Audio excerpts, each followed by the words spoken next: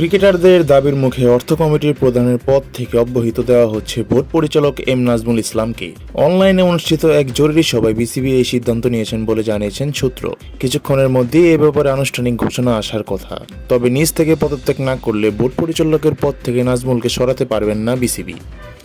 বিসিবির গণতন্ত্র অনুযায়ী শুধুমাত্র মৃত্যু হলে, মানসিক ভারসাম্য হারালে, শৃঙ্খলাজনিত শাস্তি হলে, অর্থনৈতিকভাবে দেউলিয়া হলে, পরপর 3টি বোর্ড সভায় অনুপস্থিত থাকলে অথবা নিজ থেকে পদত্যাগ না করলে কারো পরিচালক পদ শূন্য হয় না। এখানে প্রথম 5টি কারণে নাজমুলের ক্ষেত্রে প্রযোজ্য নয়।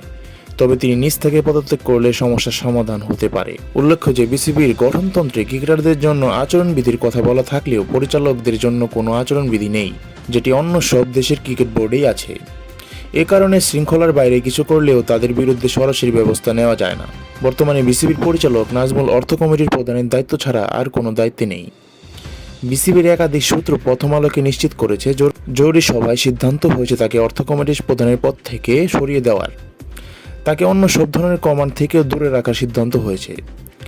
ট্যালেন্ট হান্ট ক্রিকেট একাডেমি থেকে নাজমুল এবারই প্রথম বোর্ড পরিচালক হয়েছিলেন। নাজমুলকে নিয়ে বিতর্কের শুরু তিনি ক্রিকেটারদের নিয়ে কিছু অসৌজন্যমূলক মন্তব্য করার পর। এছাড়া ফেসবুক পোস্টে তামিম ইকবালকে ভারতের দালাল বলেও বিতর্কিত হয়েছিলেন তিনি।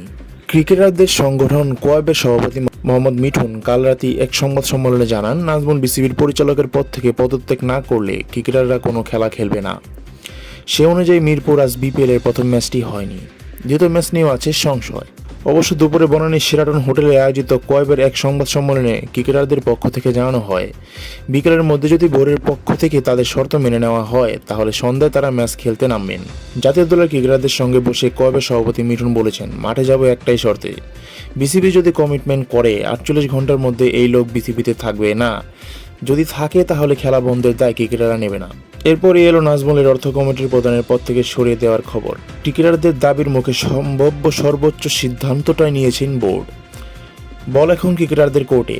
সন্ধ্যায় রাজশাহী ওয়ারিয়র্স বনাম সিলেট টাইটান্সের ম্যাচ হবে তো।